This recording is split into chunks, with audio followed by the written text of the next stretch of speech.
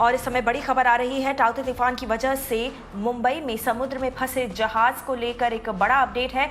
P305 पोत समुद्र में डूब गया है। सुबह 6 बजे तक की जानकारी के अनुसार 273 में से 146 लोगों को रेस्क्यू कर लिया गया था।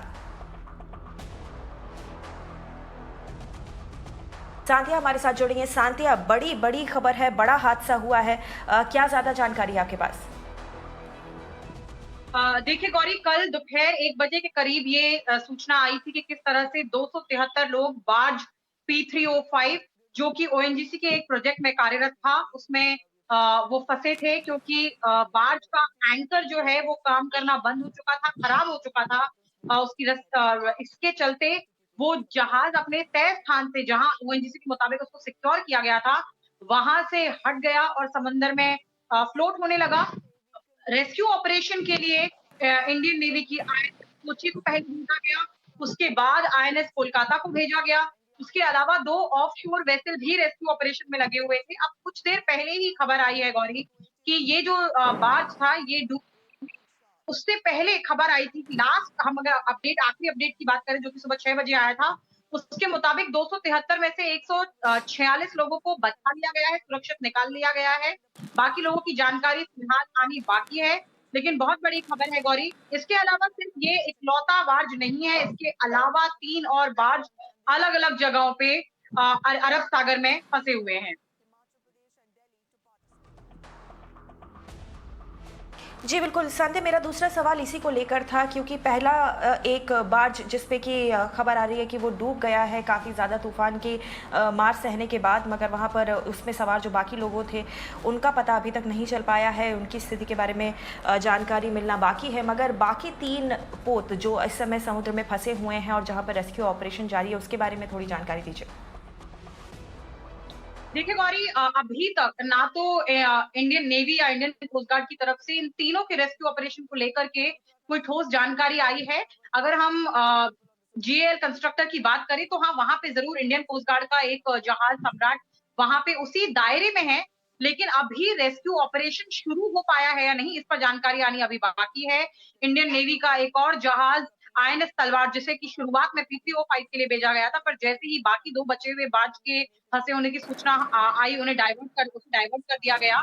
तो तीसरा बार्ज सपोर्ट स्टेशन 3 और ओएनजीसी की ड्रिल शिप दोनों भी मुंबई से अगर आप बात करें तो करीब 80 नॉटिकल माइल के आसपास की दूरी पर है, और वहां के लिए आईएनएस तलवार को कल रात को ही रवाना कर दिया गया था, लेकिन अभी फिलहाल आईएनएस तलवार का वहां पहुंचना बाकी है, तो वहां पर अभी तक रेस्क्यू ऑपरेशन शुरू नहीं हो पाया है गौरी।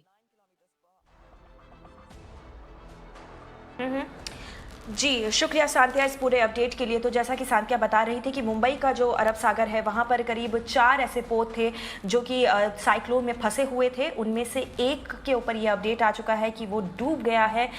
उस जहाज़ की अगर बात किया जाए तो उसमें से उस पर जो 273 लोग सवार थे उसमें से 146 लोगों को बचा लिया गया।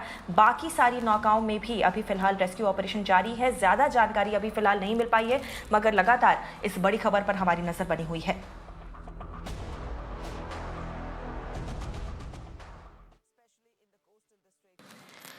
चलिए आपको और ज़्यादा डिटेल्स दे दें कि आखिर जब चक्रवाती तूफान ताउते गुजरात के तटीय इलाकों से टकराया तो क्या कुछ हुआ। अब ऐसे ही अपडेट आ रही है कि फिलहाल के लिए कोई हताहत की खबर नहीं है। उसके अलावा तटीय इलाकों में बिजली की समस्या काफ़ी ज़्यादा उत्पन्न हो गई है। इसके अलावा ऊना और गीर में तूफान का सबसे ज़्यादा असर देखने को मिला है। इसके अलावा जाफराबाद, अमरेली और राजौला जैसे इलाके भी तूफान की वजह से प्रभावित रहे। इस दौरान कोविड अस्पताल खुले हुए हैं और ऑक्सीजन सप्लाई के लिए भी 35 ग्रीन कॉरिडोर्स बनाए गए हैं। चक्रवाती तूफान की वजह से वैक्सीनेशन ड्राइव को फिलहाल के लिए रोका गया है।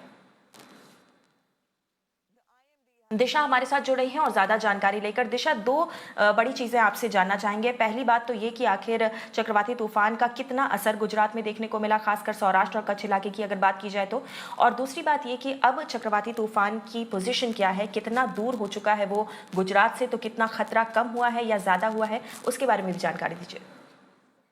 जी, बिल्कुल लेटेस्ट आईएमडी का वेदर अपडेट के हिसाब से गौरी, जो सिवियर साइक्लोनिक स्टॉर्म जो गुजरात में जिस तरह से लैंड किया था, जिस तरह से गुजरात कोस्ट को हिट किया था कल रात को 9 बजे, तो वो अब थोड़ा वीकेंड हो चुका है, थोड़ा कमज़ोर हो चुका है, तो वो अब सिवियर साइक्लोनिक स्टॉर्म से सिर्फ़ क्या बोलते हैं, वीकेंड थोड़ा हो चुका है, साइक्लोनिक स्टॉर्म के हिसाब से हो चुका है, और आगे 3 घंटे के बाद भी और भी इसकी जो इंटेंसिटी है वो बहुत कम हो जाएगी, ऐसा आईएमडी का कहना है। तो पहले जब गुजरात कोस्ट को हिट हुआ, तब वेरी सिवियर साइक्लोनिक स्टॉर्म का प्रिडिक्शन था, उस हिसाब से था। अभी जो है वो सिवियर साइक्लोनिक स्टॉर्म में कम हो चुका है, तो इंटेंसिटी डेफिनेटली जैसे-जैसे ग्रेजुअली वो अमरेली की तरफ जो बढ़ रही है, तो इंटेंसिटी कम होती जा रही है, वैसा आईएमडी का कहना है।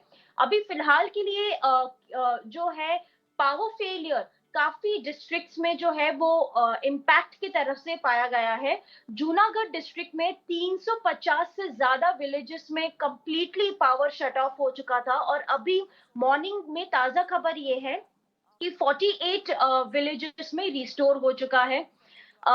कैजुअलिटी इसमें कोई भी रिपोर्ट नहीं की गई है गौरी, ये बहुत ही रिलीफ और अच्छी बात है कि कोई भी साइक्लोन इम्पैक्ट एरियाज में से कैजुअलिटी रिपोर्ट नहीं की गई है और इंजरी भी रिपोर्ट नहीं की गई है। ये गुजरात हेल्थ ऑफिशियल्स ने मिरर नाउ को कंफर्म किया है। कोविड हॉस्पिटल्स भी पूरी तरह से अनइम्पैक्ट रहे हैं। ये सारे जो साइक्लोन इम्पैक्टेड एरियाज है, जैसे कि दीव हो गया, सौराष्ट्र और कच्छ, कोई भी इस समय जो है कोविड अस्पताल में ना ही ऑक्सीजन सप्लाई डिसरप्ट हुआ है, ना पावर फेलियर हुआ है, तो ये भी काफ़ी एक रिलीफ साइन है। अभी फिलहाल के लिए जो साइक्लोन है वो अमरेली डिस्ट्रिक्ट की तरफ बढ़ रहा है, वो भी सिवियर साइक्लोनिक स्टॉर्म की इंटेंसिटी की वजह से, तो उसका जो डैमेज और इम्पैक्ट तो बाद में ही पता चलेगा। बट अभी ग्राउंड लेवल की ये सिचुएशन है कि एटलीस्ट 2 लाख से ज़्यादा लोग जो है उस उनको लो लाइंग एरियाज़ से शिफ्ट करके सेफर लोकेशंस में मूव किया गया है।